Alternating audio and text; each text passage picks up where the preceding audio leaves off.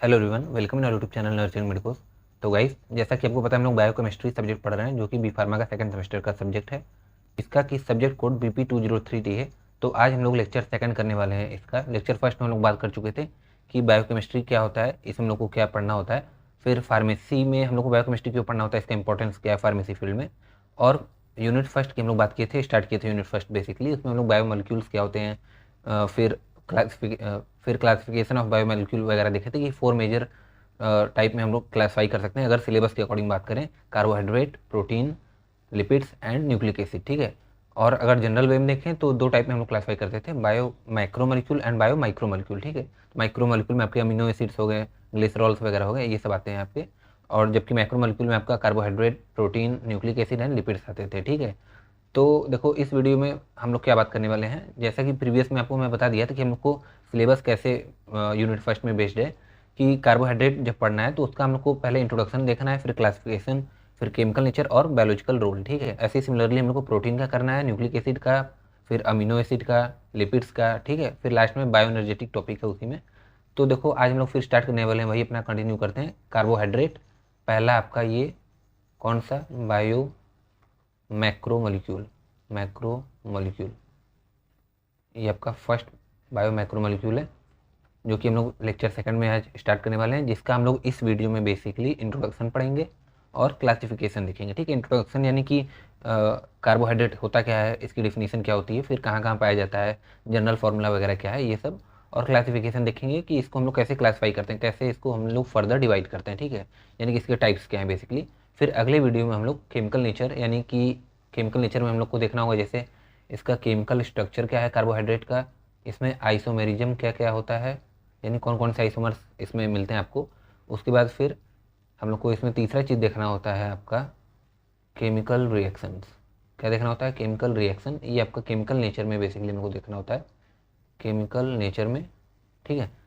और फिर biological role, यानी फिर जो आपका लास्ट इसमें देखना होता है बायोलॉजिकल रोल, उसमें हम लोग को देखना होता है कि हमारे डे टू डे लाइफ में इनका इंपॉर्टेंस कैसे है और कहाँ पे ये यूज होते हैं हमारे डे टू डे लाइफ में, ठीक है। या हमारे बॉडी में भी ये कहाँ पाए जाते हैं, क्या इनका यूज होता है, ठीक है। ये चीज़ देखना है हमें, ठीक है। तो ये इनका बायोलॉजिकल रोल होता है। तो हम लोग इस वीडियो में जैसे मैं बताया आपको इंट्रोडक्शन करेंगे और क्लासिफिकेशन करेंगे किसका, कार्बोहाइड्रेट का, ठीक है। किसका, कार्बोहाइड्रेट।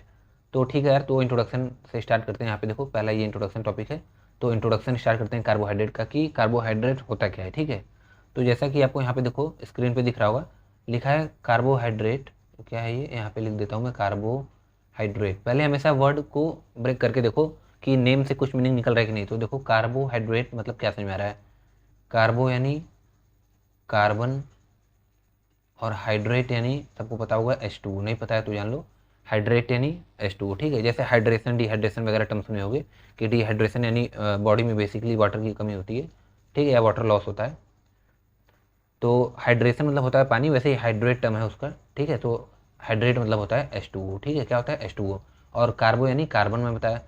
तो बेसिकली अगर डिफिनीशन बनानी होगी मुझे कार्बोहाइड्रेट की जनरल वे में, तो क्या मैं बोलूँगा, हाइड्रेट्स ऑफ कार्बन। जैसे यहाँ पे देखो कार्बोहाइड्रेट लिखा था, कार्बोहाइड्रेट, तो इसी को मैं क्या लिख दिया कि हाइड्रेट ऑफ, किसका हाइड्रेट, हाइड्रेट ऑफ कार्बन। ये हो गया आपका कार्बोहाइड्रेट, बेसिक सा डिफिनीशन, हाइड्रेट ऑफ कार्बन, ठीक है। तो अगर मुझे इसका जनरल फार्मूला लिखना होगा तो कैसे मैं लिखूंगा, क्योंकि कार्बन और हाइड्रेट है, हाइड्रेट यानी H2O और कार्बन यानी आपका ये एलिमेंट कार्बन, ठीक है। तो अगर जनरल फार्मूला लिखना होगा तो मैं CX लिखूंगा, फिर H2OY, यानी X टाइम आपका C होगा और Y टाइम्स आपका H2O मॉलिक्यूल होगा, ठीक है। तो ये इसका जनरल फार्मूला है, देखो यहाँ पे लिखा भी है कि जनरल फार्मूला क्या हो जाएगा, CXH2OY, ठीक है। ये इसका जनरल फार्मूला है। अब इस जनरल फार्मूला ये जो दिया गया, देखो जनरल फार्मूला लोग इसे बोल रहे हैं, यानी कि यूनिवर्सल फार्मूला नहीं है। जनरल हिंदी होता है सामान्यतः, यानी कि इसका सामान्य होता है बेसिकली। और जनरल फार्मूला बोलें तो सामान्य इसका फार्मूला क्या है कि जो जनरली इसका फार्मूला हम लोग बोलेंगे वो आपका हर जगह वैलिड नहीं होगा, यानी कि कुछ कुछ जगह ही सेटिस्फाई करेगा ये फॉर्मूले को, ठीक है। सब ये नहीं कि यूनिवर्सल है कि हर जगह अगर आप इसमें पुट करेंगे तो कार्बोहाइड्रेट ही मिलेगा, अगर ये कार्बोहाइड्रेट का जनरल फार्मूला है तो ऐसा नहीं है। क्यों, क्योंकि कुछ केसेस में हम लोग यहाँ पे देखो एक्सेप्शन यहाँ पे देखेंगे, ठीक है। तो पहले जनरल फार्मूला में सेटिस्फाई करके कुछ देखते हैं कि जनरल फार्मूला है तो क्या कुछ के लिए सेटिस्फाई हो रहा है कि नहीं, कि ये नहीं कि ये किसी के लिए नहीं सेटिस्फाई हो रहा है, ठीक है। तो देखो इस जनरल फार्मूला में लिख के देखो, ये जनरल फार्मूला है CXH2O टाइम्स Y, ठीक है। तो putting X and Y equal to 6, यानी x और y की वैल्यू अगर मैं 6 रखता हूँ इस जनरल फार्मूले में तो क्या आता है, देखो यहाँ पे मैं रखता हूँ CxH2OY है, यहाँ पे x और y की वैल्यू मैं 6 रखता हूँ तो क्या होगा C, यहाँ जहाँ x y वहाँ 6 रख दोगे तो C6H2O का होल 6 हो जाएगा। फिर यहाँ पे C6 इसको मैं ओपन करूँगा तो H2 है, यहाँ पे 6 से मल्टीप्लाई करोगे यहाँ पे तो H2 इंटू 6 हो जाएगा तो 12, फिर O टाइम्स ये 6 से मल्टीप्लाई होगा तो O6। एक मिनट ऐसा, ठीक है। देखो फिर से H2O जो था ये ऐसे 6 था, ये वाली चीज़, इसको मैं फिर से यहाँ करता हूँ तो 6 इंटू 2 मल्टीप्लाई करोगे तो हाइड्रोजन 12 टाइम हो जाएगा और ऑक्सीजन का 6 मल्टीप्लाई करोगे तो 6 टाइम ऑक्सीजन हो जाएगा, ठीक है। और बाकी ये बाहर C6 था, तो ओवरऑल क्या बना फॉर्मूला, एक्स और वाई इक्वल टू 6 रखने पे C6H12O6 क्या बना है, C6H12O6। अब आपको याद आ रहा होगा थोड़ा बहुत कि ये तो फॉर्मूला सुना सुना लग रहा है, कहाँ सुने हो, याद करके देखो। ये हमारा फॉर्मूला होता है ग्लूकोज का, किसका फॉर्मूला होता है, ग्लूकोज का। यहाँ पे मैं लिखता हूँ, यहाँ पे मैं, ये फार्मूला होता है आपका ग्लूकोज का। और आपकी इन्फॉर्मेशन के लिए मैं बता दूँ, यही फार्मूला आपका होता है किसका, फ्रक्टोज का और गैलेक्टोज का, ठीक है। ये 3 मोनोसैकेराइड का फॉर्मूला होता है, ग्लूकोज, फ्रक्टोज, गैलेक्टोज। मोनोसैकेराइड क्या होता है अभी मैं क्लासिफिकेशन ऑफ कार्बोहाइड्रेट में बात करूँगा, ठीक है, उसके लिए थोड़ा सा भी टेंशन न लो। तो ग्लूकोज, फ्रक्टोज और गैलेक्टोज का जो फॉर्मूला होता है वो क्या होता है, C6H12O6। क्या डिफरेंस होता है इन तीनों में वो सब हम लोग आगे बात करेंगे, अभी कुछ वो समझ ध्यान दो, ठीक है। जितना बता रहा हूँ बस उतना ध्यान दो। तो ये आपका होता है फॉर्मूला ग्लूकोज, फ्रक्टोज और गैलेक्टोज का क्या होता है, C6H12O6। यानी कि जनरल फार्मूला में एक्स और वाई की वैल्यू 6 रखने पे हमें ग्लूकोज, गैलेक्टोज और फ्रक्टोज मिल रहा है, जो जिसका फॉर्मूला C6H12O6 है, जिसका कि मॉलिक्यूलर फॉर्मूला है ये, ठीक है। जो कि ये कार्बोहाइड्रेट है, ग्लूकोज तो कार्बोहाइड्रेट है यार। यानी कि जनरल फार्मूला में अगर मैं एक्स वाई की वैल्यू 6 रख रहा हूँ तो मुझे कार्बोहाइड्रेट मिल रहा है, तो यानी कि जनरल फार्मूला तो एक्यूरेट है यार, यानी करेक्ट है। अब लेकिन हर जगह तो ये वैलिड नहीं है। देखो ये चीज़ है कि यहाँ पे अगर मैं एक्स वाई की वैल्यू 6 रखा तो ये मुझे मिलता है C6H2O होल 6, जिसको ओपन करूँ तो C6H12O6 होता है, जो ग्लूकोज होता है, जो कि ये कार्बोहाइड्रेट है, ठीक है।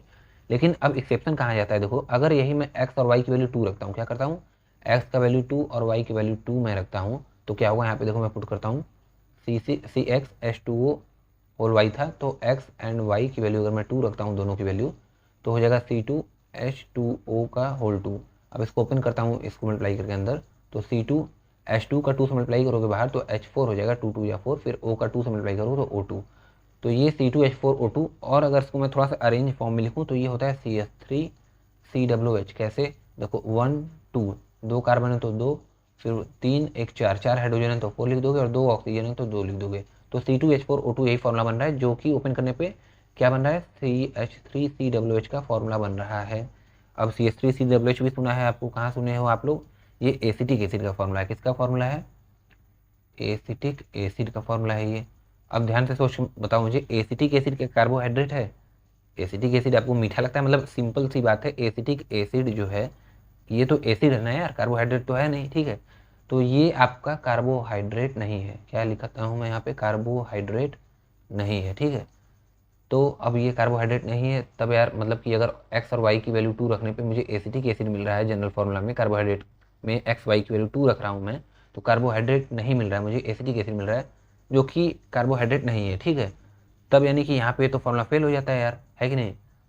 तो इसीलिए मैं बोला ये जनरल फार्मूला है, यूनिवर्सल फार्मूला नहीं है। यूनिवर्सल मतलब होता है कि हर जगह एप्लीकेबल हो बिना किसी एक्सेप्शन के, ठीक है। तो देखो यहाँ पे वही चीज़ मैं लिखा हूँ कि देन C2H2O होल 2, अगर इसको ओपन करोगे तो C2H4O2, फर्दर ओपन करोगे करेक्ट थोड़ा वे में तो CH3COOH होता है, जो कि एसिटिक एसिड है, जो कि नॉट अ कार्बोहाइड्रेट, कार्बोहाइड्रेट नहीं होता है, ठीक है। तो इस केस में तो ये फार्मूला जनरल फार्मूला फेल हो गया। और भी केस में देखो कहाँ पे ये फेल होता है फार्मूला, कहाँ पे देखो, जब ये रैमनोस है, ये आपका एक कार्बोहाइड्रेट है, क्या है, कार्बोहाइड्रेट, इसका नाम क्या है, रैमनोस। यहाँ पे मैं नेम लिखता हूँ फिर से, रैमनोस, रैमनोस, ठीक है, जिसका मॉलिक्यूलर फार्मूला C6H12O5 होता है। क्या मॉलिक्यूलर फार्मूला होता है, C6H12O5, C6H12O5, जो कि एक कार्बोहाइड्रेट है, रैमनोस एक कार्बोहाइड्रेट है, इसका मॉलिक्यूलर फार्मूला C6H12O5 होता है, ठीक है, C6H12O5 होता है। But do not follow general formula, लेकिन ये कार्बोहाइड्रेट तो है यार, लेकिन ये जनरल फार्मूला को फॉलो नहीं करता है, क्यों, क्योंकि जब इसमें जनरल फार्मूला में आप कैसे पुट करोगे तुम मुझे बताओ, यहाँ पे था CXH2O होल वाई, ये था। अब मैं x का वैल्यू अगर यहाँ 6 है, देखो तो x का वैल्यू अगर मैं 6 रखता हूँ और y की वैल्यू यहाँ 5 रखूँगा, तो पुट करके देखोगे तो देखो यहाँ CXH2O होल वाई है, x का वैल्यू 6 और y का वैल्यू 5 रखता हूँ अगर मैं, तो क्या आएगा C6H2O टाइम्स 5, ओपन करोगे तो C6H10O5, ये फॉर्मूला बन रहा है। जबकि इसका फॉर्मूला क्या था, C6H12O5। यानी कि जनरल फॉर्मूला में रखने पे यानी एक्स और वाई की वैल्यू क्या रखा जाए कि C6H12O5 है, ये सेटिस्फाई नहीं कर रहा है, ठीक है। यानी क्या रखा जाए हमको पता नहीं चल पा रहा है, ऐसा कोई वैल्यू नहीं आ रही जिसमें रखने पे C6H12O5 मिले, इसलिए ये वाला भी आपका सेटिस्फाई नहीं कर रहा है जनरल फार्मूला को, ठीक है। जबकि रैमनोस तो आपका कार्बोहाइड्रेट है, फिर भी नहीं इस फार्मूला में एक्यूरेटली सेट हो रहा है या बैठ रहा है, ठीक है। तो यानी कि ये भी एक एक्सेप्शन में आ गया इस आपके इस जनरल फार्मूला के, जो कि कार्बोहाइड्रेट का जनरल फार्मूला है, इसलिए ये आपका एक जनरल फार्मूला है। क्या है ये, जनरल फार्मूला, ठीक है। तो अब देखो, अब थोड़ा सा ये तो बेसिक डिफिनेशन हो गया कि hydrate of carbon is known as carbohydrate, इसका जनरल फार्मूला ये हो गया, ठीक है। अब IUPAC हमें एक डिफिनेशन दिया, क्या दिया है डिफिनेशन, IUPAC हम लोग को एक डिफिनेशन देता है कार्बोहाइड्रेट का, वो क्या है, वो इंपॉर्टेंट है, वो देखते हैं हम लोग। देखो उससे पहले थोड़ा सा मैं ये रेज करता हूँ, फिर बात करते हैं। देखो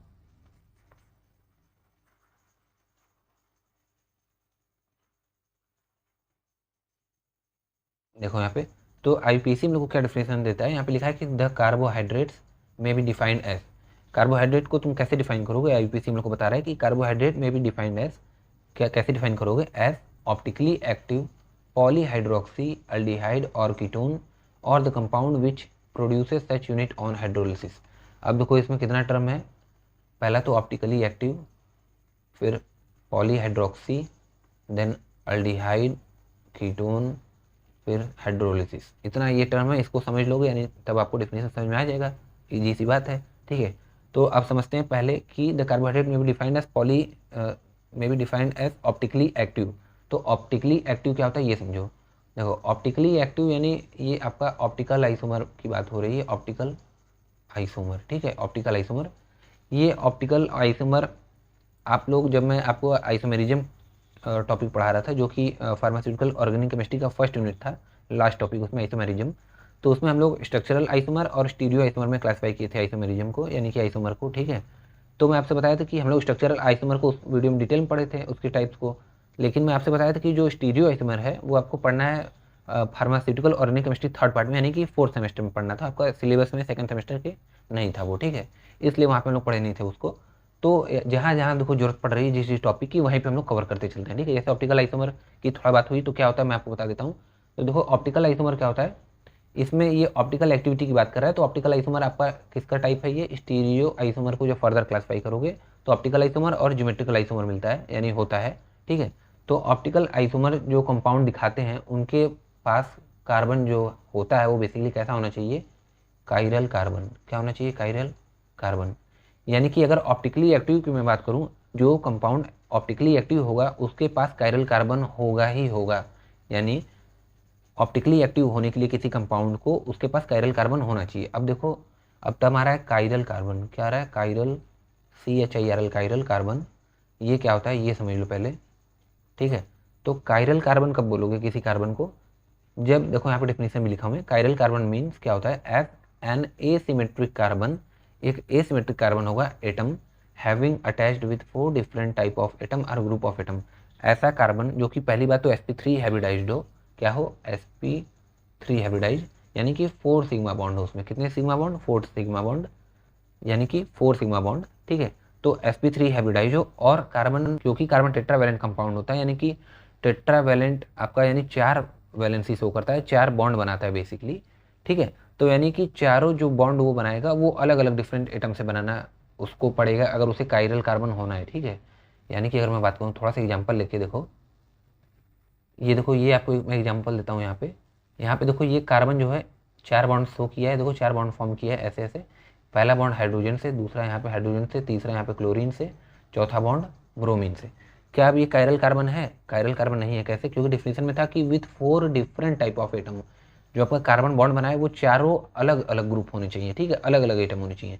पहला आइटम यहाँ हाइड्रोजन है, ठीक है, अलग है, क्लोरीन भी अलग है, ब्रोमीन भी अलग है, लेकिन हाइड्रोजन फिर से आ गया, हाइड्रोजन 2 बार आ गया, 2 टाइम्स, इसलिए ये आपका कायरल कार्बन नहीं है, ठीक है, कायरल कार्बन नहीं होगा। इस वाले एग्जाम्पल की बात करूँ तो देखो ये एग्जाम्पल में कार्बन क्लोरीन से अटैच है, फिर आयोडीन से अटैच है, फिर ब्रोमीन से अटैच है, फिर हाइड्रोजन से, यानी हाइड्रोजन, क्लोरीन, ब्रोमीन, आयोडीन से कार्बन आपका अटैच है इन चारों एटम से, ठीक है। तो ये चारों से अटैच है जो कि चारों अलग अलग ग्रुप हैं, एक क्लोरीन, एक ब्रोमीन, एक आयोडीन, एक हाइड्रोजन, अलग अलग है। तब ये कायरल कार्बन है। तो ओवरऑल कायरल कार्बन कब बोलोगे, जब sp3 हाइब्रिडाइजेशन हो कार्बन की और चारों अलग अलग ग्रुप से वो बॉन्डेड हो, ठीक है, तब बोलोगे कायरल कार्बन। जैसे अगर मैं आपसे एग्जाम्पल पूछूं, Cl C2H5H, ये मैं पूछ रहा हूँ आपसे, ये कार्बन जो है कायरल कार्बन है कि नहीं। यहाँ मैं क्या पूछ रहा हूँ आपसे कि ये कार्बन कायरल है कि नहीं, कायरल है कि नहीं, ठीक है। तो कायरल कब बोलोगे, मैं बताया जब चारों अलग अलग ग्रुप अटैच हो या अलग अलग एटम लगाओ। तो देखो यहाँ पे इस कार्बन से एक हाइड्रोजन लगा है, एक क्लोरीन लगा है, एक इथाइल ग्रुप है C2H5 और एक मिथाइल ग्रुप है CH3 ग्रुप। तो सब अलग अलग ग्रुप है यार कार्बन से अटैच, तो ये कायरल कार्बन है। क्या है, कायरल कार्बन है बिल्कुल। लेकिन अगर मैं वही CH3 इस वाले कार्बन की बात करता हूँ, ये जो CH3 है इसको मैं यहाँ बनाता हूँ CS3 ऐसा, तो क्या ये कायरल है, क्या मैं पूछ रहा हूँ ये कायरल है कि नहीं। तो थोड़ा सा मैं इरेज करता हूँ फिर बात करते हैं इस साइड में, देखो, ठीक है। इस कार्बन की अगर बात करूँ कायरल है कि नहीं, तो CH3 का स्ट्रक्चर बनाऊंगा तो सी नीचे देखो CH3 ऐसे था, तो ये बॉन्ड से अटैच था, इस वाले स्ट्रक्चर में ऐसे दिया था आपको ना, ClH C2H5 ऐसा टाइप। तो ये CH3 कार्बन की मैं बात कर रहा था। तो इसको अगर मैं जब फर्दर बनाऊंगा, यहाँ पे स्ट्रक्चर देखो ओपन करके थोड़ा सा CH3 का, तो CH यहाँ पे कार्बन ClHC2H5। तो इस वाले कार्बन की बात करूँ तो देखो एक 3 हाइड्रोजन एटम अटैच है और एक ये ग्रुप टोटल लगा है, 4 बॉन्ड है इसमें बनाया कार्बन में, तो 3 हाइड्रोजन एटम हो गए जो कि तीनों सेम ही है, तीनों तो हाइड्रोजन एटम है। तो यानी कि ये आपका कायरल कार्बन नहीं होगा क्योंकि डिफरेंट एटम नहीं लगे होंगे, सब सेम ही है, तीनों इसमें एटम सेम ही है। एक भी अगर एटम सेम हो गया, मतलब 2 बार अगर रिपीट कर गया तो आपका कायरल कार्बन नहीं होगा, चारों अलग अलग एटम होंगे तभी वो कायरल कार्बन होगा, ठीक है। तब यानी कि यहाँ पे लिखा है कि देखो यहाँ पे क्या डेफिनेशन में लिखा था, एक मिनट, थोड़ा सा अगर मैं इरेज करता हूँ यहाँ पे,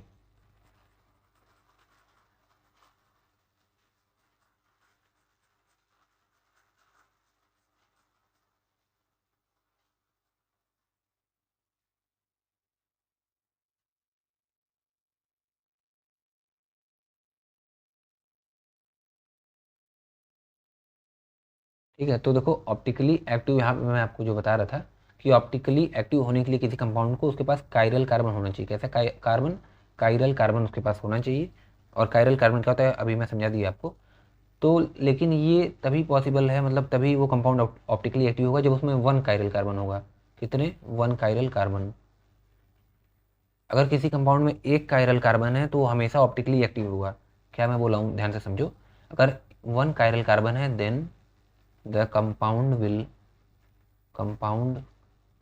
will be always optically active, ठीक है। अगर किसी कंपाउंड में एक कायरल कार्बन है तो वो हमेशा ऑप्टिकली एक्टिव होगा, ठीक है। लेकिन अगर 2 कायरल कार्बन हो गए, अगर 2 कायरल कार्बन किसी कंपाउंड में हो गए, 2 कायरल कार्बन, ठीक है, मतलब किसी कंपाउंड में अगर 2 कायरल कार्बन हो गए तब क्या होगा, तब ऑप्टिकली एक्टिव हम लोग नहीं बोलेंगे कि वो हमेशा वो ऑप्टिकली एक्टिव होगा। क्यों, क्योंकि अगर 2 कायरल कार्बन हो गए तो उसमें पॉइंट ऑफ सिमेट्री और सेंटर ऑफ सिमेट्री अगर मिलेगी तो कायरल नहीं होगा, ठीक है। यानी कि ऑप्टिकली एक्टिव होने के लिए अगर 2 कायरल कार्बन की कंडीशन में अगर किसी कंपाउंड में अगर 2 कायरल कार्बन मिल रहा है तो पॉइंट ऑफ सिमेट्री और सेंटर ऑफ सिमेट्री नहीं मिलनी चाहिए, ठीक है। जैसे अगर मैं एग्जाम्पल की बात करूँ थोड़ा सा, देखो अगर मैं ऐसे एग्जाम्पल बनाता हूँ, यहाँ पे CHO ग्रुप लगाता हूँ, यहाँ CH2OH ग्रुप लगाता हूँ, यहाँ पे HOH, यहाँ पे OH, मान लो ऐसा कोई आपको कंपाउंड दिया गया है, ठीक है। और इस वाले कार्बन की अगर मैं बात करूँ, इस कार्बन की क्या कायरल है, कायरल है। तो इस कंपाउंड की बात करूँ तो ये वाला कार्बन एटम एक बॉन्ड हाइड्रोजन से बना है, दूसरा बॉन्ड OH से, तीसरा बॉन्ड CHO यानी एल्डिहाइड ग्रुप से, और चौथा बॉन्ड ये टोटल इस ग्रुप से, जो कि चारों अलग अलग ग्रुप हैं। तो बिल्कुल कायरल है ये कंपाउंड, ठीक है। जबकि इस वाले कार्बन की मैं बात करूँ, इस वाले कार्बन की, ठीक है, इस वाले कार्बन की, देखो थोड़ा सा इरेज करता हूँ फिर बात करते हैं, ठीक है। देखो यहाँ पे ऐसा था स्ट्रक्चर कुछ, CHO CH2OH HOH OH, ठीक है। अब इस कार्बन की बात किया तो ऑप्टिकली एक्टिव मतलब कि कायरल कार्बन था। अगर इस वाले कार्बन की बात किया था तो कायरल कार्बन था, और इस वाले कार्बन की अगर मैं बात करूँ तो देखो एक ये ग्रुप हो गया, एक ये ग्रुप हो गया, एक ये और एक टोटल ये, तो चारों अलग अलग ग्रुप अटैच है इस वाले कार्बन से भी, तो ये भी कायरल कार्बन है। कौन सा कार्बन है ये, कार्बन ये कौन सा है, कायरल कार्बन है। अब पूछ रहा हूँ ठीक है, क्या कायरल कार्बन है तो ऑप्टिकली एक्टिव है, तो आपको देखना होगा कि इस कंपाउंड में कितने कायरल कार्बन है। अगर एक ही कायरल कार्बन होता तब हम लोग बोल देते डायरेक्टली कि हाँ ऑप्टिकली एक्टिव होगा। लेकिन इसमें देखो एक यहाँ पे और एक यहाँ पे, ये दो कायरल कार्बन थे। अगर मैं रेड पेन से दिखाऊँ तो एक ये वाला और एक ये वाला, दो कायरल कार्बन थे। इसलिए दो कायरल कार्बन होगा तो हमें देखना होता है कि पॉइंट ऑफ सिमेट्री या सेंटर ऑफ सिमेट्री तो नहीं। अगर पॉइंट ऑफ सिमेट्री या सेंटर ऑफ सिमेट्री होगा तो ऑप्टिकली एक्टिव वो कंपाउंड नहीं होगा, भले ही उसमें कायरल कार्बन हो। ठीक है, तो आप सोच रहे हो point of symmetry centre of symmetry क्या होता है, तो शॉर्ट में बस मैं पॉइंट ऑफ सिमेट्री बता देता हूँ। सेंटर ऑफ सिमेट्री की अभी फिलहाल में जरूरत नहीं है। ठीक है, तो मैं आपको अब ये एग्जांपल से बताने वाला हूँ कि कायरल कार्बन होने के बाद भी ऑप्टिकली एक्टिव कैसे नहीं है। ठीक है, अगर उसमें दो कायरल कार्बन है फिर भी देखो कैसे। देखो यहाँ पे अगर मैं एग्जांपल बनाता हूँ, मान लो CHO, यहाँ पे भी CHO, यहाँ पे H, यहाँ पे OH, यहाँ पे H, यहाँ पे OH। ठीक है, देखो पॉइंट ऑफ सिमेट्री जो मैं यहाँ पे बात कर रहा था, इस पॉइंट ऑफ सिमेट्री मतलब क्या, जैसे अगर मान लो यहाँ पे मैं बी बनाता हूँ, बी लिखता हूँ लेटर, तो पॉइंट ऑफ सिमेट्री यानी ऐसा सिमेट्रिकल लाइन जो दोनों को इक्वल डिवाइड करे। ठीक है, तो देखो अगर मैं ऐसे लाइन इसको, ये ऐसे लाइन इससे डिवाइड करता हूँ तो देखो ये और ये दोनों सेम है ना, ऊपर नीचे दोनों इक्वल है। ऐसे ही सिमिलरली जैसे सी है, सी को अगर मैं डिवाइड करता हूँ देखो, तो जो अप साइड है वही डाउन साइड भी है। सिमिलरली अगर मैं ई को बनाऊँ तो ई को भी ऐसे डिवाइड करोगे तो वही आएगा। लेकिन अगर एफ को बनाऊँ तो देखो एफ को डिवाइड करते हो तो नहीं आएगा, या तो ऐसे भी डिवाइड करके देखोगे तो ये आपका इक्वल पार्ट में दोनों डिवाइड नहीं हो रहा है, इसलिए ये आपका एफ जो हो गया एफ, ये आपका पॉइंट ऑफ सिमेट्री इसमें नहीं होता है। जबकि बी में, सी में, डी में, ठीक है, डी में भी ऐसे डिवाइड कर सकते हो, ई में, ये सब में आपका पॉइंट ऑफ सिमेट्री मिलेगा। इसे पॉइंट ऑफ सिमेट्री कहते हैं। जब उसको डिवाइड करते हैं, मतलब जनरल एक प्लेन में देखते हैं, तो up side and down side या लेफ्ट और राइट साइड अगर सेम मिलता है आपको स्ट्रक्चर, तो हम लोग बोलते हैं पॉइंट ऑफ सिमेट्री है उसमें। ठीक है, तो इस कंपाउंड में बात करूँ, पहले देखो कायरल कार्बन है कि नहीं, देखो दो कायरल कार्बन है कि नहीं। तो ये वाला कार्बन देखो कायरल कैसे, एक ये ग्रुप लगा है, एक ये और एक ये, जो कि चारों अलग अलग ग्रुप लगा है। ठीक है, एक CHO ग्रुप है, एक OH ग्रुप है, एक H ग्रुप है और एक ये वाला ग्रुप है जो कि कार्बन से H OH CHO, ये ओवरऑल टोटल ये वाला ग्रुप, तो चारों अलग अलग ग्रुप लगा है तो कायरल कार्बन है। सिमिलरली ये वाला भी कायरल कार्बन कैसे, एक OH ग्रुप लगा है इससे, एक H और एक CHO और एक ये टोटल ये वाला ग्रुप। ठीक है, तो दोनों कायरल कार्बन है। अब देखो क्या इसमें कोई पॉइंट ऑफ सिमेट्री या सेंटर ऑफ सिमेट्री है, तो देखो अगर मैं ऐसे लाइन ड्रॉ करता हूँ, ऐसे ऐसे, ठीक है, ऐसे अगर मैं लाइन ड्रॉ करता हूँ तो देखो यहाँ पे स्ट्रक्चर ये वाला नीचे वाला कैसा है, HCOH एक ऐसा स्ट्रक्चर है, और ये पॉइंट ऑफ सिमेट्री लाइन थी।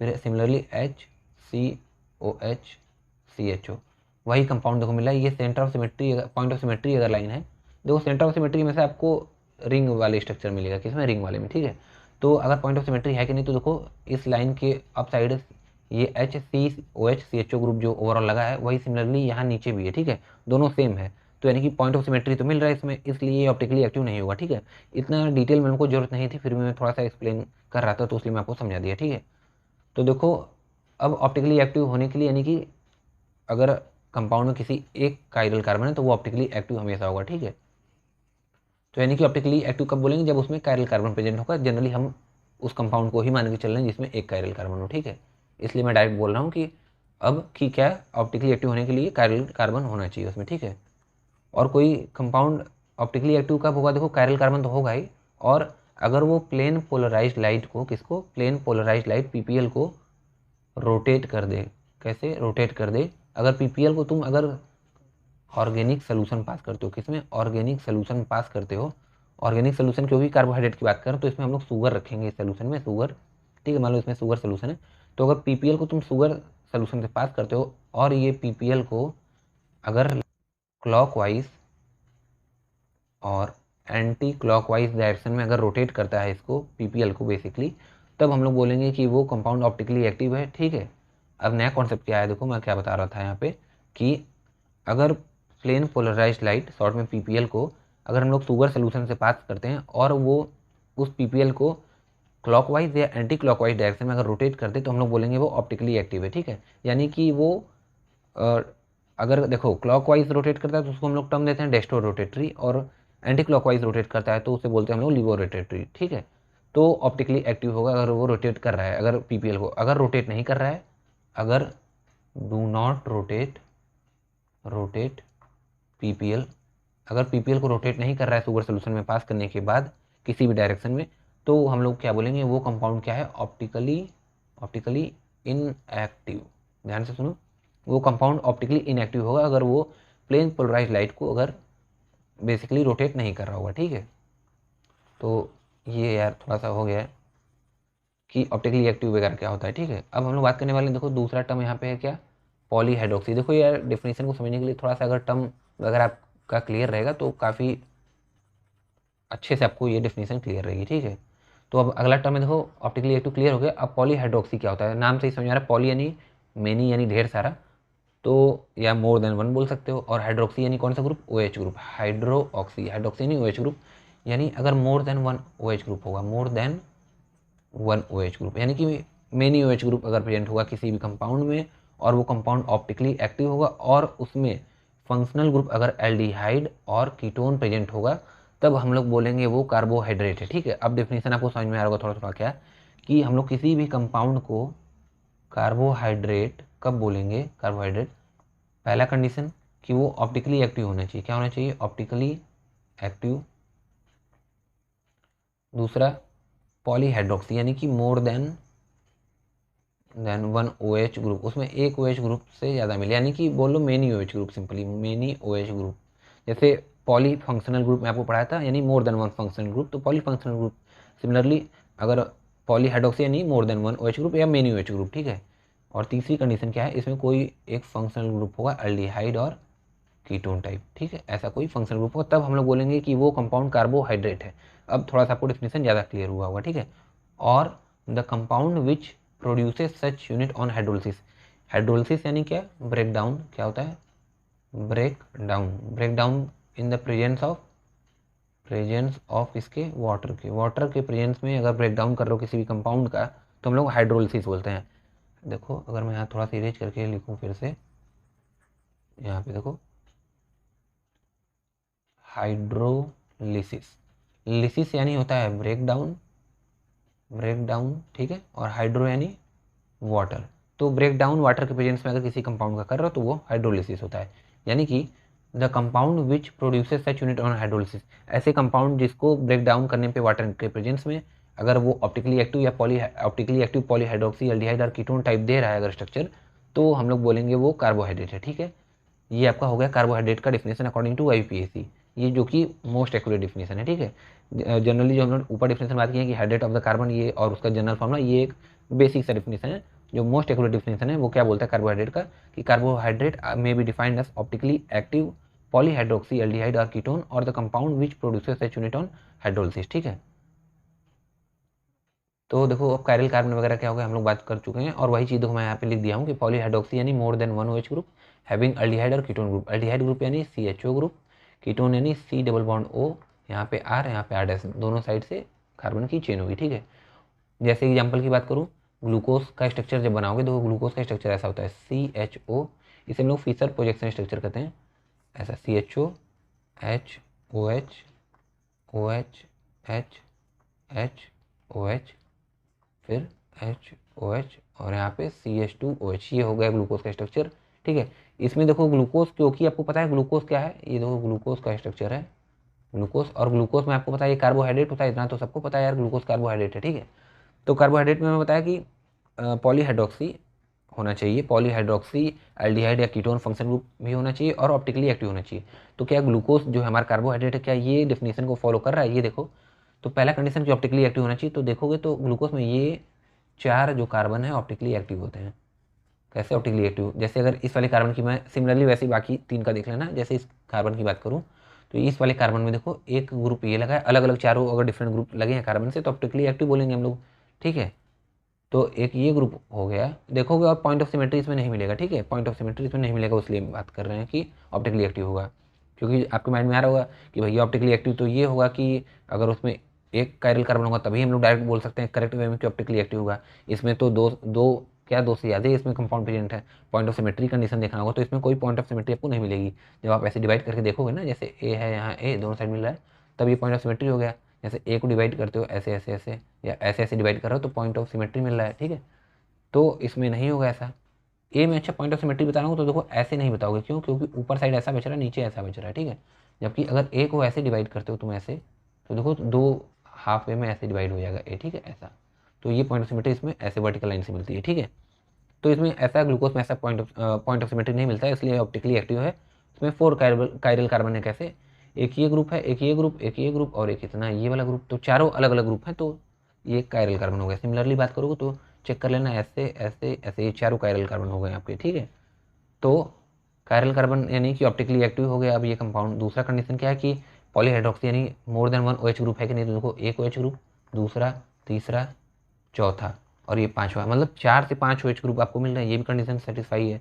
फिर एल्डिहाइड या कीटोन फंक्शन ग्रुप होना चाहिए, तो देखो यहाँ पे CHO ग्रुप मिल रहा है। CHO कौन सा ग्रुप है, याद करो, सोचो सोचो, CHO कौन सा ग्रुप है, एल्डिहाइड ग्रुप है बिल्कुल। तो एल्डिहाइड ग्रुप मिल रहा है, ऑप्टिकली एक्टिव भी है, और आपका पॉलीहाइड्रोक्सी नहीं ढेर सारे OH ग्रुप भी मिल रहे हैं। तो ग्लूकोज आपका carbohydrate according to the definition of IUPAC ये सेटिस्फाई कंप्लीटली कर रहा है, ठीक है। सिमिलरली अगर फ्रक्टोज की भी तुम बात करोगे स्ट्रक्चर की, तो यहाँ पे बस डबल बॉन्डो कीटोन ग्रुप लगा रहता है। तो देखो पॉलीहाइड्रोक्सी, देखो ये भी ढेर सारे OH ग्रुप लगे हैं यहाँ पे, कीटोन फंक्शन ग्रुप लगा है, और इसमें भी कायरल कार्बन तुम्हें मिल जाएगा, ठीक है। तो यानी कि ये भी आपका कार्बोहाइड्रेट के IUPAC वाले डेफिनेशन को सेटिस्फाई कर रहा है, ठीक है। तो फ्रक्टोज और ग्लूकोज ये सब आपका क्या हो गया, कार्बोहाइड्रेट। अब देखो यहाँ पे लिखा है कि some of the carbohydrate which are sweet in taste are also called a sugar. जो कार्बोहाइड्रेट स्वीट होते हैं, मीठे होते हैं टेस्ट में, उन्हें हम लोग शुगर कहते हैं, ठीक है। शुगर देखो चीनी होता है, चीनी मीठा लगता है हम लोग को, ठीक है। और एक बात समझो कि एक टर्म होता है सैकेराइड, क्या होता है सैकेराइड, जिसका मीनिंग होता है शुगर, ठीक है।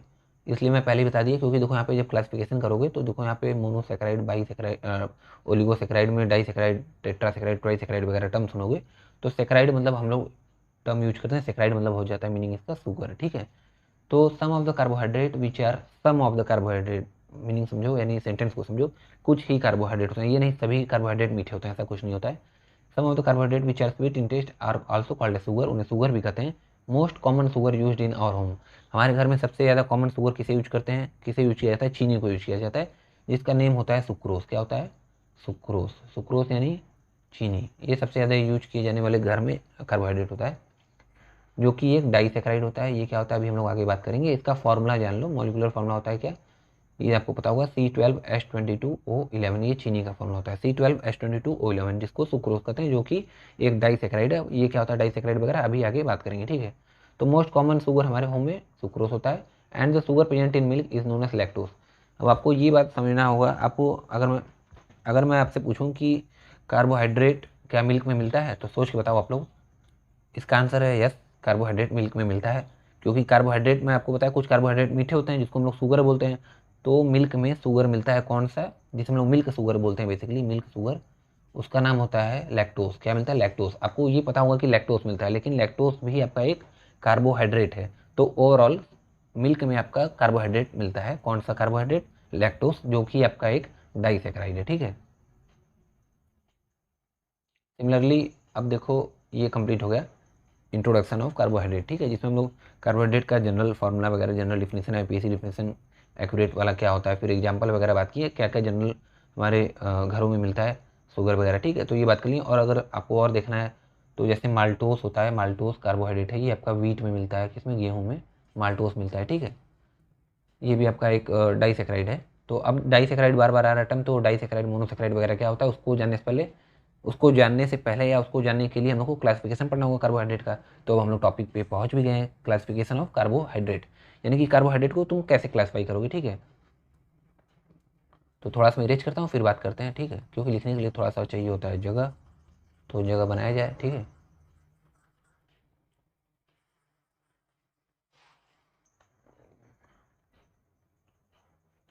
तो देखो यहाँ पे क्लासिफिकेशन ऑफ कार्बोहाइड्रेट की अगर बात करें, तो कार्बोहाइड्रेट को मेनली 3 कैटेगरी में क्लासीफाई किया गया है, ब्रॉडली या मेनली बोलो 3 कैटेगरी में, किसमें, बेस्ड ऑन हाइड्रोलिसिस, उनके हाइड्रोलिसिस के बेसिस पे, यानी कि कार्बोहाइड्रेट को अगर तुम ब्रेक डाउन करोगे तो वो सिंपलेस्ट शुगर के बने हैं, यानी उसको ब्रेक डाउन करने पे एक टाइप के शुगर मिल रहे हैं, एक शुगर मिल रहा है बेसिकली, कि 2 शुगर मिल रहे हैं या 2 से ज़्यादा शुगर मिल रहे हैं, ऐसा, यानी कि कॉम्प्लेक्सिटी के बेसिस पे, कि मोनोसेक्राइड है, डाईसेक्राइड है, पॉलीसेक्राइड है, ओलिगोसेक्राइड वगैरह क्या है, ठीक है।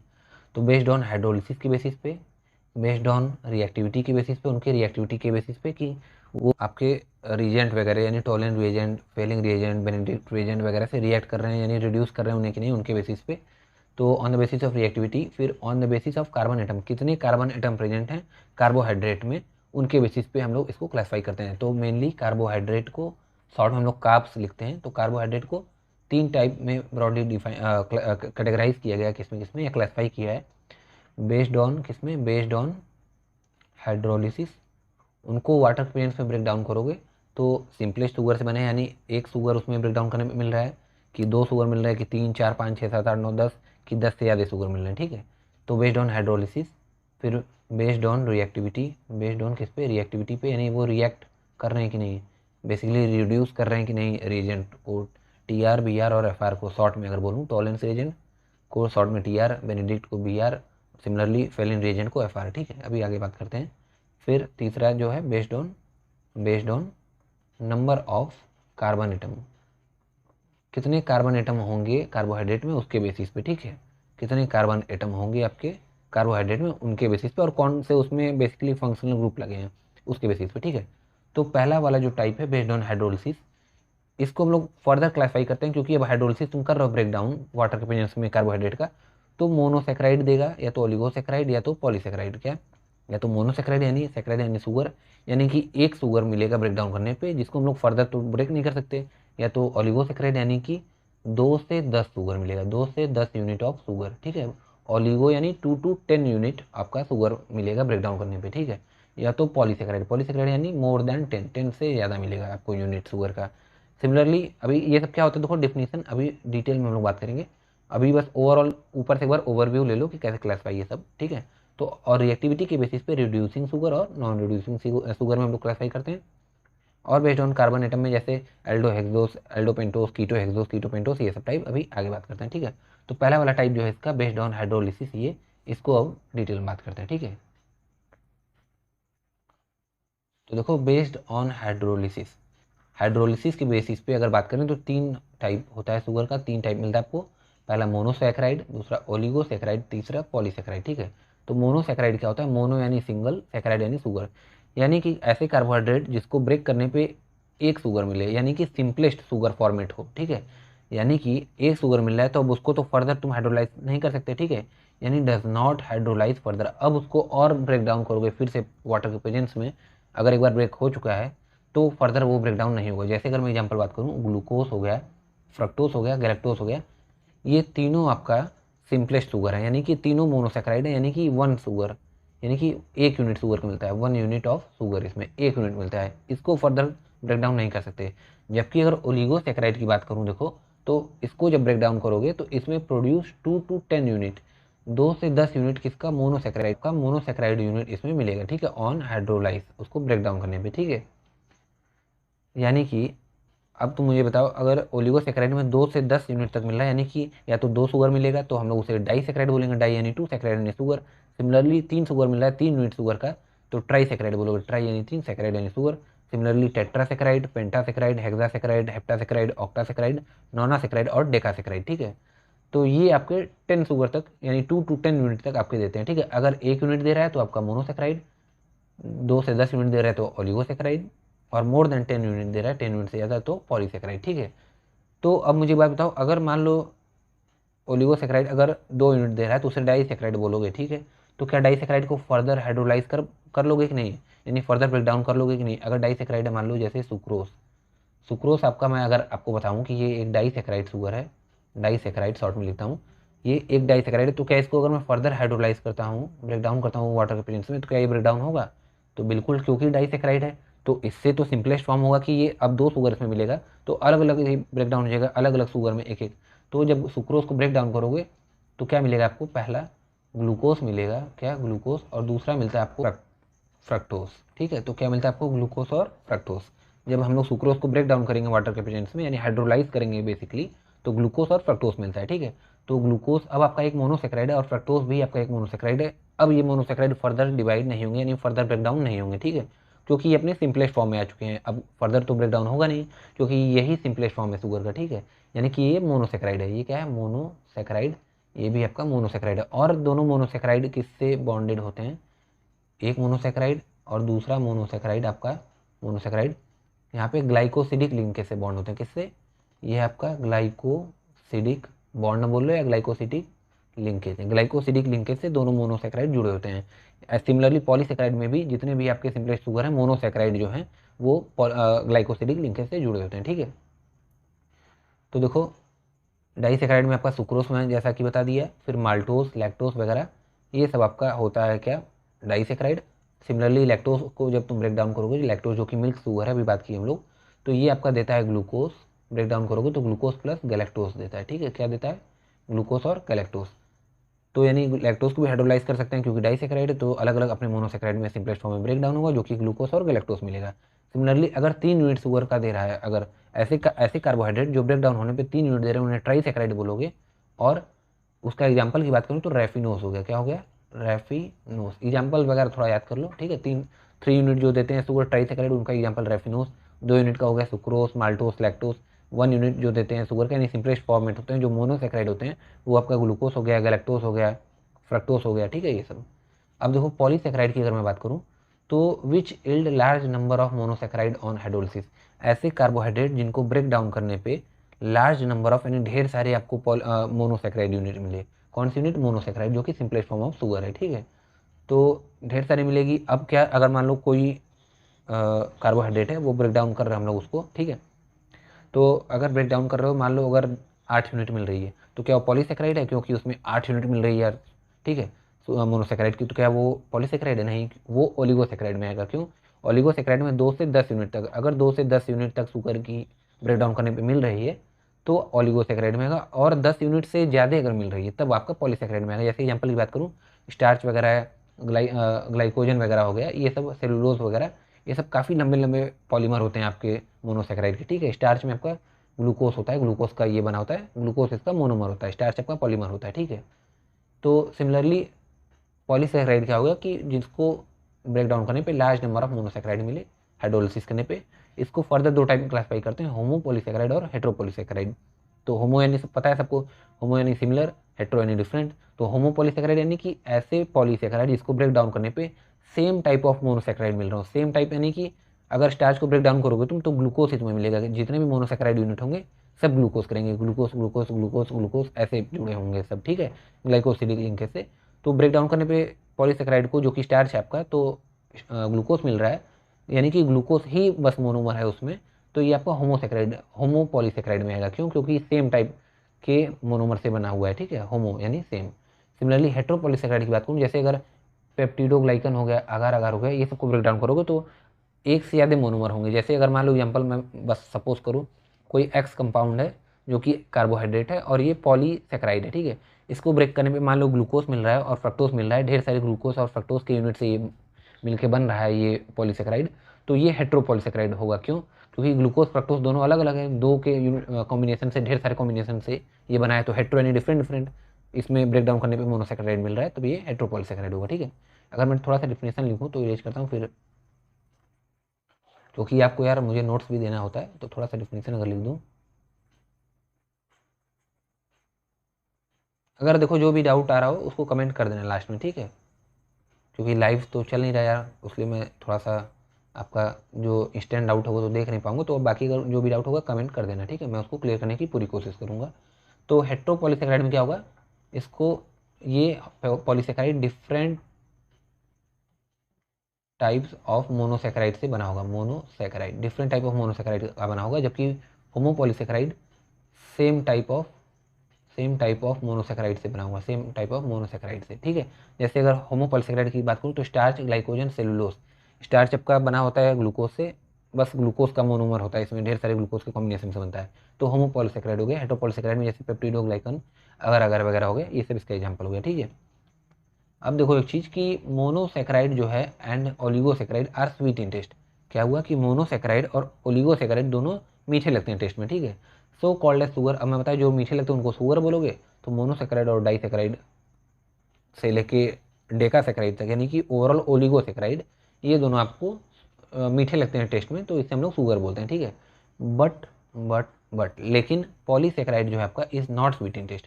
पॉलीसेक्राइड स्वीट नहीं होता, मीठा नहीं लगता है टेस्ट में, hence called as non sugar, उन्हें नॉन शुगर कर सकते हैं। तब थोड़ा सा आपको माइंड में ये हिट करना चाहिए, अगर अब तक हिट नहीं किया है, क्या हिट क्या करना चाहिए, देखो यार, ये थोड़ा सा क्या हम लोग इस डेफिनेशन के अकॉर्डिंग, डेफिनेशन नहीं है ये, बेसिकली इस फॉर्मेट के अकॉर्डिंग, नॉन शुगर और शुगर के फॉर्मेट के अकॉर्डिंग हम लोग फर्दर क्लासीफाई कर सकते हैं। कैसे? अगर मैं यहाँ पे क्लासीफाई करूँ बेस्ड ऑन हाइड्रोलिसिस, अगर मैं कर रहा था, देखो हाइड्रोलिसिस के बेसिस पे अगर कार्बोहाइड्रेट को, तो हम लोग कर रहे थे मोनोसेक्राइड, ओलिगोसेक्राइड और पॉलीसेक्राइड। इसको मैं लिख सकता हूँ डायरेक्ट क्या, शुगर्स एंड नॉन शुगर, ठीक है, ऐसे क्लासीफाई कर सकते हैं। अब शुगर में क्या है, आपको पता है कि मोनोसेक्राइड आएगा, मोनोसेक्राइड और ओलिगोसेक्राइड, क्योंकि ये दोनों स्वीट इन टेस्ट होते हैं, तो डायरेक्टली तुम शुगर के क्लासिफिकेशन में इनको डाल सकते हो। और नॉन शुगर में बचा आपका क्या, पॉलीसेक्राइड, ठीक है। तो ऐसे क्लासीफाई कर सकते हो कि कार्बोहाइड्रेट हो गया, हाइड्रोलिसिस की बेसिस पर उनको क्लासीफाई करोगे तो sugars and non sugar, sugar में आपका मोनोसेक्राइड, ओलिगोसेक्राइड, नॉन शुगर में पॉलीसेक्राइड, फर्दर पॉलीसेक्राइड को क्लासीफाई किए तो हेट्रोपॉलीसेक्राइड एंड होमोपॉलीसेक्राइड, ठीक है। अब तीसरा जो इसका फर्दर क्लासिफिकेशन है वो था आपका बेस्ड ऑन रिएक्टिविटी, ठीक है। रिएक्टिव तीसरा नहीं है, सॉरी, ये दूसरा है, क्या है, बी वाला पार्ट है। तीसरा आपका based on number of carbon atom, कितने कार्बन आइटम होंगे वो बात होगी। तो बेस्ड ऑन रिएक्टिविटी की बात करूँ तो देखो, ये रिएक्ट कर रहे हैं बेसिकली, जो कार्बोहाइड्रेट रिएक्ट करके आपके टॉलन रिएजेंट, बेनेडिक्ट रिएजेंट, देखो यहाँ पे मेंशन भी है, टॉलन रिएजेंट, बेनेडिक्ट रिएजेंट और फेलिंग रिएजेंट को रिएक्ट करके उनको रिड्यूस कर दें, तो उन्हें हम लोग रिड्यूसिंग शुगर बोलेंगे। और नॉन रिड्यूसिंग शुगर क्या करेंगे, इनको रिड्यूस नहीं करेंगे, इन तीनों रिएजेंट को, ठीक है। तो यानी कि बेस्ड ऑन रिएक्टिविटी में हम लोग दो टाइप देखते हैं, रिड्यूसिंग शुगर और नॉन रिड्यूसिंग शुगर, ठीक है। रिड्यूसिंग शुगर क्या होते हैं, जो रिड्यूस कर दें टॉलन रिएजेंट, फेलिंग रिएजेंट और बेनेडिक्ट रिएजेंट, शॉर्ट में लिखो TR, FR एंड BR, ठीक है। जैसे आप लोग एक यूट्यूब चैनल, ट्रिक बताता हूँ आपको नाम याद करने का, जैसे यूट्यूब चैनल सुने हुए TVF, द वायरल फीवर, कोई यहाँ पे स्पॉन्सरशिप नहीं की जा रही है, ठीक है, ऐसा कुछ मत सोचना। तो TVF, अगर इसको थोड़ा सा मैं मॉडिफाई करूँ तो इसको लिखता हूँ मैं TBF, ठीक है, TBF। तो टॉलेंस रिएजेंट, बेनेडिक्ट रिएजेंट और फेलिंग रिएजेंट को जो रिड्यूस करते हैं वो रिड्यूसिंग शुगर होता है। इसका एग्जांपल जैसे मोनोसेक्राइड में ग्लूकोज, फ्रक्टोज, गैलेक्टोज, क्या, मोनोसेक्राइड में ग्लूकोज, गैलेक्टोज, फ्रक्टोज, और डाइसेक्राइड में माल्टोस और लैक्टोज, ठीक है। और अब सोच रहे हो कि डाइसेक्राइड में माल्टोस लिखा हूँ, लैक्टोस लिखा हूँ, लेकिन सुक्रोज नहीं लिखा हूँ, क्योंकि सुक्रोज भी तो डाइसेक्राइड है। तो यहाँ से समझो बात कि सुक्रोज आपका आता है नॉन रिड्यूसिंग शुगर में, जो कि एक इम्पॉर्टेंट बात है। क्या बात है ये, एक इम्पॉर्टेंट बात है, ठीक है। सुक्रोज आपका आता है नॉन रिड्यूसिंग शुगर में। थोड़ा सा मैं इरेज करता हूँ, फिर बात करते हैं फर्दर।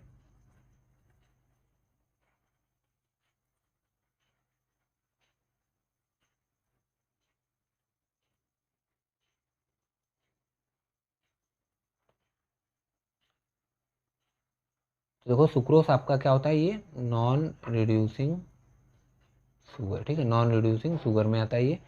क्यों, क्योंकि ये रिड्यूस नहीं कर पाता है, डू नॉट रिड्यूस किसको, TR, FR, BR, शॉर्ट में टॉलन रीजन, फेलिंग रीजन और बेनेडिक्ट रीजन को रिड्यूस नहीं करता है। आपको सिलेबस में ये सब नहीं देखना है कि टॉलन रीजन क्या है, फेलिंग, बेनेडिक्ट, इस फिलहाल सेकंड सेमेस्टर में, ठीक है, कि ये सब क्या होता है, कैसे रिड्यूस वगैरह, ये सब इतना डेप्थ में जाने की जरूरत नहीं है। बस इतना याद रखो, रिड्यूसिंग शुगर होते हैं जो रिड्यूस कर दें TR, BR, FR को, जबकि नॉन रिड्यूसिंग शुगर में जो रिड्यूस ना कर पाते हो, ठीक है।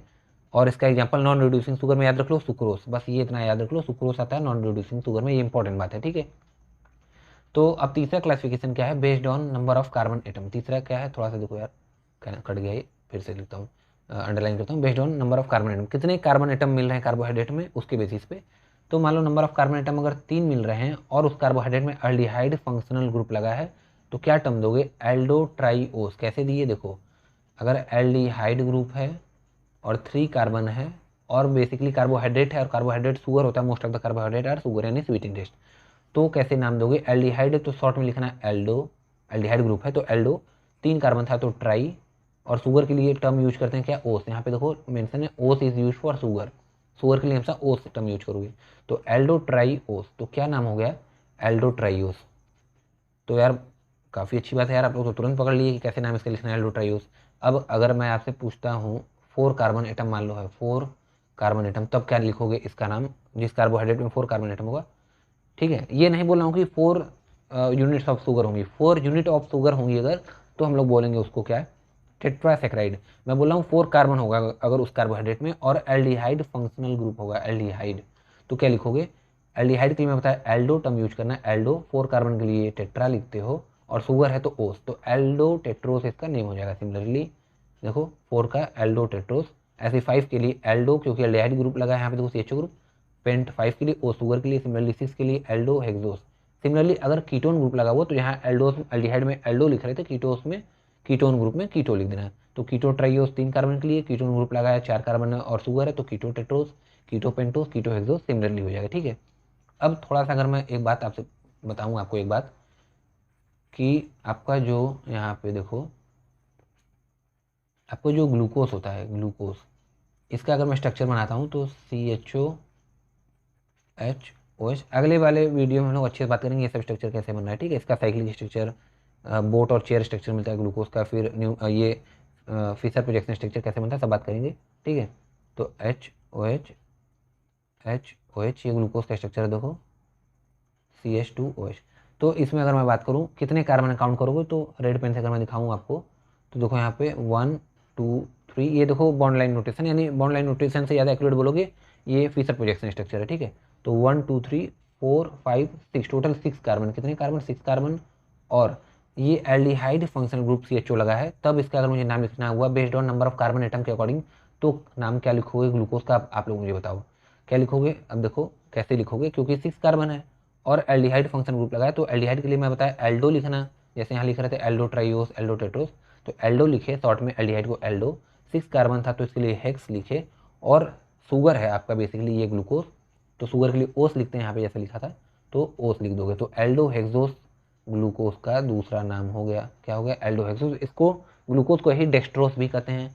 क्या बोलते हैं डेक्सट्रोस, क्यों, क्योंकि ग्लूकोज जो होता है वो आपका ऑप्टिकली एक्टिव तो होता ही है, ये आपका प्लेन पोलराइज लाइट को अगर शुगर सोल्यूशन से पास करोगे PPL को, तो आपका शुगर सोल्यूशन में मतलब बेसिकली अगर ग्लूकोज का शुगर सोल्यूशन होगा, ग्लूकोज का सोल्यूशन होगा, तो ये आपका क्लॉकवाइज डायरेक्शन में PPL को रोटेट करता है, क्लॉकवाइज डायरेक्शन में, इसलिए ये डेक्सट्रोस होता है, क्योंकि डेक्स्ट्रो रोटेटरी होता है जो PPL को क्लॉकवाइज रोटेट कर दे, और जो एंटी क्लॉकवाइज रोटेट करे उसे हम लोग लिवो रोटेटरी करते हैं, ठीक है।